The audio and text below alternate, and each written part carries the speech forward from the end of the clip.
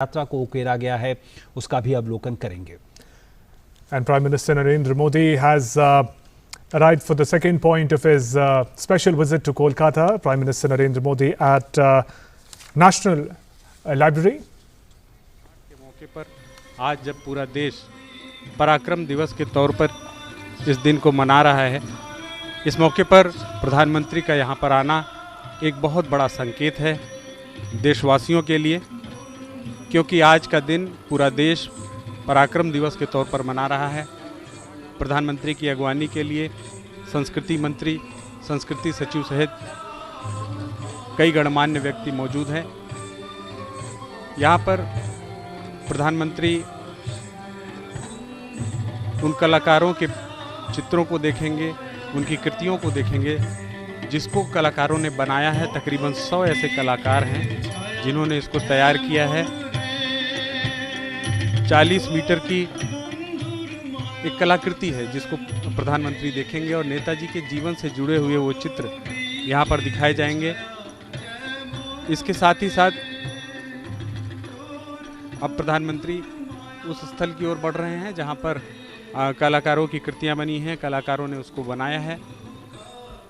आज नेताजी सुभाष चंद्र बोस की 125वीं वर्षगांठ को पराक्रम दिवस के तौर पर मनाने के लिए जब यहाँ पर प्रधानमंत्री पहुँचे तो पूरे कोलकाता में ही नहीं, पूरे देश में इस बात को देखा जा रहा था कि नेताजी को किस तरीके से सम्मान दिया जा रहा है। अब प्रधानमंत्री नेताजी सुभाष चंद्र बोस की आदमकद कृति की तरफ बढ़ रहे हैं, वहाँ पर वो नमन करेंगे नेताजी को। सुभाष चंद्र बोस केवल नेता ही नहीं थे, एक ऐसे व्यक्तित्व थे जिनके मन में सिर्फ और सिर्फ देश बसता था और उन्होंने अपना सारा जीवन देश को समर्पित कर दिया। प्रधानमंत्री नेताजी के चरणों में पुष्प अर्पित कर रहे हैं और ये बहुत बड़ा मौका है, क्योंकि जब किसी देश का शीर्ष नेतृत्व इस तरह से किसी महापुरुष को सम्मान प्रदर्शित करता है तो पूरे देश के सामने उसका जो समर्पण है वो सामने आता है, जो योगदान है वो सामने आता है और पूरे देश को एक संदेश जाता है।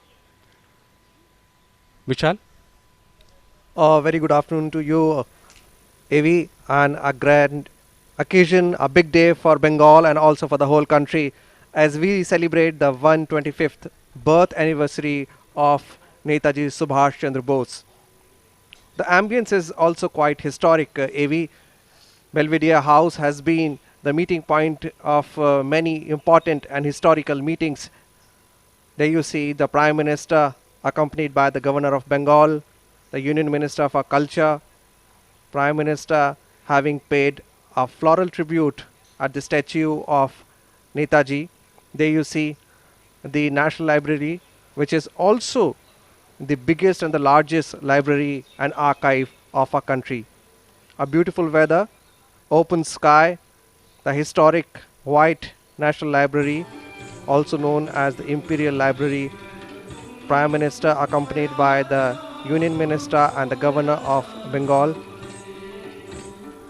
is going through the open art gallery that has been painted by 100 artists of Bengal based on the life of Netaji Subhash Chandra Bose and his struggle against the British Raj. Prime Minister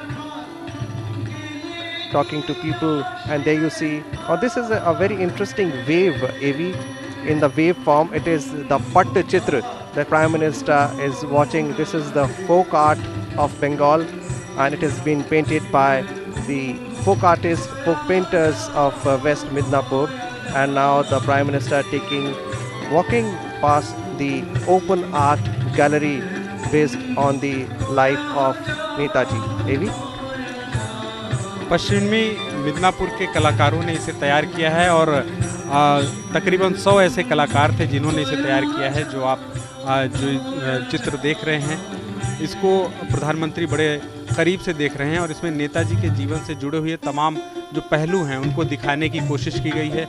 चाहे उनके बचपन के जीवन से जुड़े हुए, जब उन्होंने यहाँ पर कोलकाता में उन्होंने पढ़ाई की, वो जो दौर था, और ख़ास तौर से आज़ाद हिंद फौज के बनाने, निर्माण करने और उसके दौरान जो गाथा थी वो पूरे आप इसमें दिखाया गया है लोक कलाकारों के ज़रिए।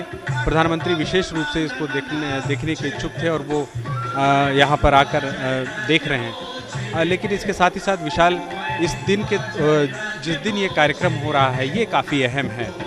125वीं वर्षगांठ मनाई जा रही है नेताजी की, और पराक्रम दिवस के तौर पर मनाया जा रहा है। पराक्रम शक्ति और साहस दोनों का सम्मिलन होता है। केवल ताकत से पराक्रम नहीं आता, उसमें साहस भी शामिल होना चाहिए। और नेताजी सुभाष चंद्र बोस ने वो करके दिखाया, अपने साहस और अपने शक्ति को इकट्ठा करके ये दिखाया कि कोई भी कितना भी बड़ा ताकतवर हो, अगर इरादे साफ हैं और इरादे अच्छे हैं तो आप सफलता हासिल कर सकते हैं। नेताजी ने जब आज़ाद हिंद फौज का नेतृत्व संभाला तो उस वक्त आज़ाद हिंद फौज, हालांकि वो बन चुकी थी, रास बिहारी बोस उसे बनाए थे, लेकिन नेतृत्व मजबूत नहीं था। लेकिन जब रास बिहारी बोस ने देखा नेताजी का जो रंगून टोक्यो रेडियो में जो उन्होंने अपना भाषण दिया था, उसके बाद रास बिहारी बोस को लगा कि एक नेता मिल गया है। और उसके बाद नेताजी ने दिल्ली चलो का नारा दिया और फिर उन्होंने ब्रिटिश राज को जिस तरह से हिला कर रख दिया, ब्रिटिश राज को ये समझ में आ गया कि अब भारत की जनता पूरी तरह से तैयार है, अब उन्हें देश को छोड़ना पड़ेगा। आज वो दिन ज़रूर याद आ जाता है। और प्रधानमंत्री जब ये बातें कहते हैं, जब वो देशभक्ति की बातें कहते हैं, जब नौजवानों के इस बारे में बात करते हैं, तो नेताजी का जो व्यक्तित्व है वो ज़रूर सामने होता है। विशाल, Very well said, AV, because today the whole nation, and I would rather say the whole world, would be revisiting the legacy of Netaji Subhash Chandra Bose. And there you see how Netaji led the Indian National Army, which had a very interesting motto of Etihad, Edmat and Qurbani. And also the regimental tune of the Indian National Army was also very interesting. Kadam Kadam Milaya Jai, Khushi ke Geet Gaya Ja. Maybe I'm reminded of my childhood days and when we were in NCC and when the order was given by the commander, Savdhan Dahine Mud Tez Chal, and with that tune it gave us the feeling of nationalism, and it was very encouraging. And the very tune of the INA, a quick march tune, is now also the quick march tune of Indian Army. So that was the power of Netaji. And when he said that tum mujhe khoon do, main tumhe azadi dunga, the whole nation stood for Netaji, and especially the youngsters. Remember, he was twice the president of Indian National Congress. He was also the ICS pass out, but still he took the life of sacrifice. He took the life which was a difficult path, and he dared to tread a difficult path, and he also challenged the Britishers. You must be reminded of the Battle of Red Hill and the Battle of Kohima. Now those two battles, though the Japanese army lost, but that was a signal that the British Raj number was, the British Raj had little numbers left in India, because there was a popular saying that the sun never set on the British Empire. But now the sun has set, and today the Prime Minister along with the nation are celebrating the Parakram Divas, and why not? AV? जी बिल्कुल, इस मौके पर नेताजी का Tokyo radio में जब उन्होंने अपना भाषण दिया था वो जिक्र करना महत्वपूर्ण हो जाता है। उसी के बाद साफ तौर पर अगर नेताजी को समझना है, उन्होंने जिस तरह से आज़ाद हिंद फौज का गठन किया, अंग्रेज़ों से ये आशा करना बिल्कुल व्यर्थ है कि वे स्वयं अपना साम्राज्य छोड़ देंगे। हमें भारत के भीतर व बाहर से स्वतंत्रता के लिए स्वयं संघर्ष करना है। जब नेताजी ये कहे तो उन्होंने साफ तौर पर यह संकेत दिया, देश के भीतर जो आज़ादी का आंदोलन चल रहा था, जो नेतृत्व चल रहा था, उनको भी ये संदेश दिया कि अब पूरी ताकत लगानी होगी। हालांकि महात्मा गांधी के अहिंसा के सिद्धांत से वो इत्तेफाक नहीं रखते थे, सिद्धांतों के तौर पर ज़रूर इत्तेफाक नहीं रखते थे, लेकिन वो हमेशा से उनका आशीर्वाद चाहते थे।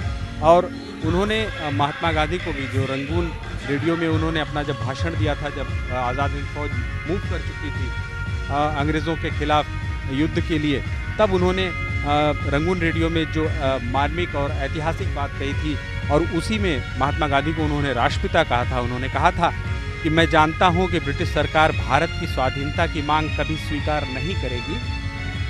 मैं इस बात का कायल हो चुका हूं कि यदि हमें आज़ादी चाहिए तो हमें खून के दरिया से गुजरना होगा।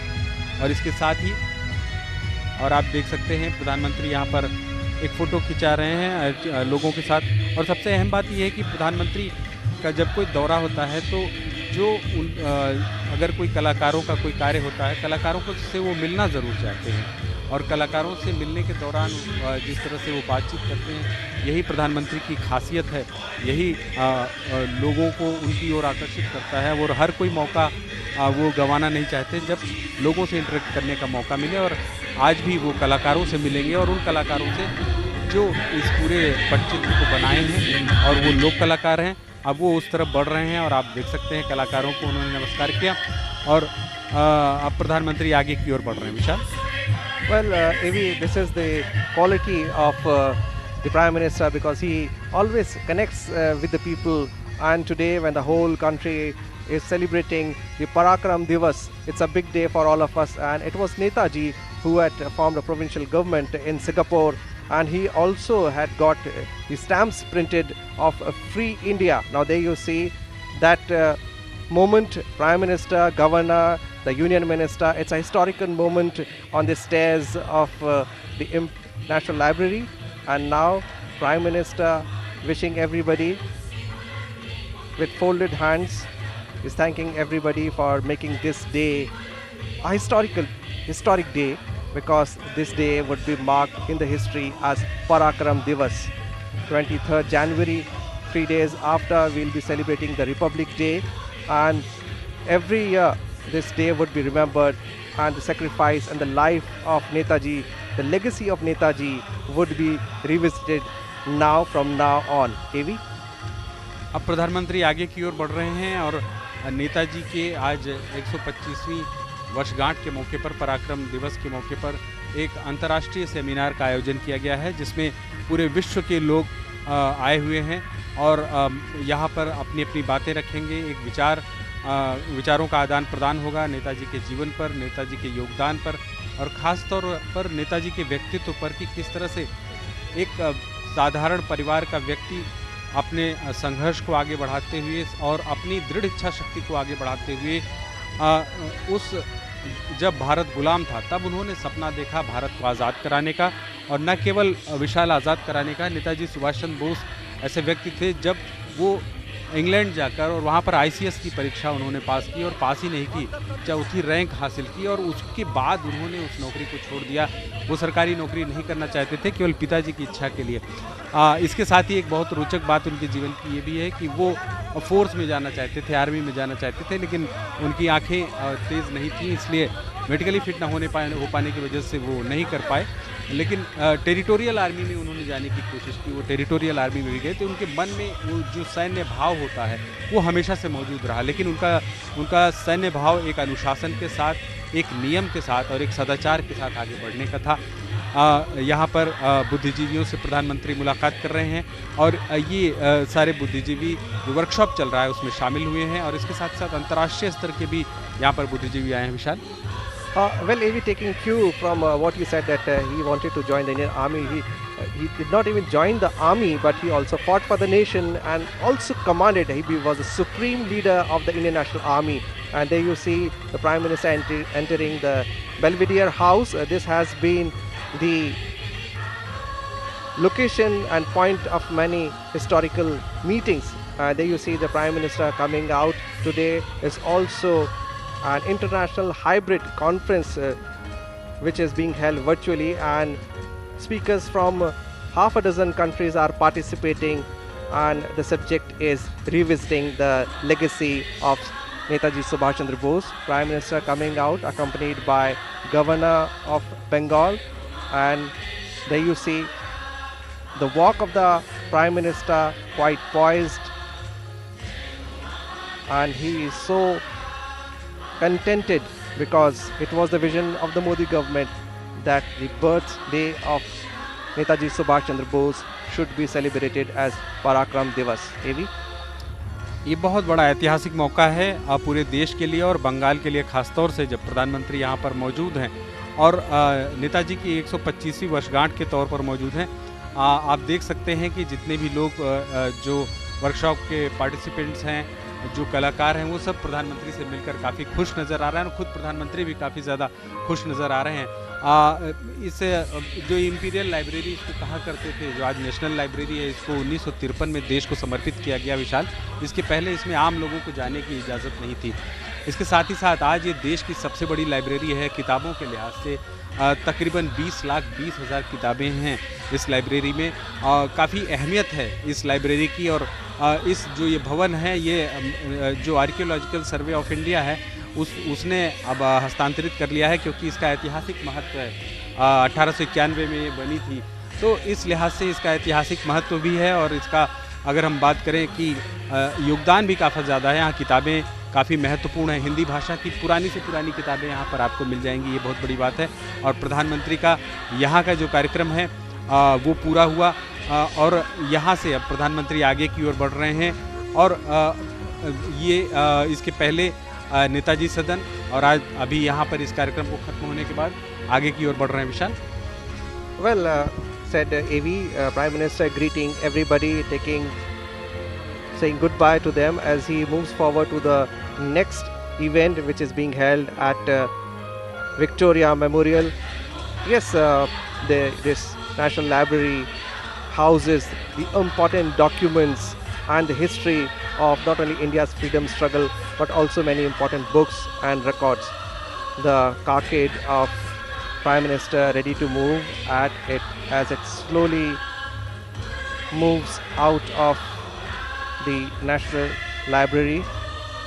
The next event it's going to be a mega event prepared for the evening that is to be held at the Victoria Memorial. There you see the Prime Minister carcade leaving the venue. Victoria memorial में प्रधानमंत्री एक प्रदर्शनी का उद्घाटन करेंगे और एक interactive प्रदर्शनी है, खास तरीके से एक प्रदर्शनी है जिसमें आप बटन पुश करके अपना क्वेश्चन पूछ सकते हैं, आंसर आएगा। काफ़ी अच्छी डॉक्यूमेंट्रीज़ हैं जो नेताजी के जीवन से जुड़े और आज़ाद हिंद फौज के हिस्ट्री से जुड़ी हुई बहुत सी चीज़ें हैं, बहुत से ऐसी चीज़ें हैं जिसको देखा जा सकता है। स्थायी प्रदर्शनी होगी, ये 2 साल तक चलेगी। Which is a very good thing, AV, because when it is interactive, anybody can go, just push a button and get all the info. Because the youngsters of today, they are full of energy, but all they need is proper guidance, all they need is proper leadership, all they need is a vision. The vision has been provided by the Modi government. Netaji's life is the path that they need to follow, that you need to give everything of yourself to the nation. The commitment is very much required. And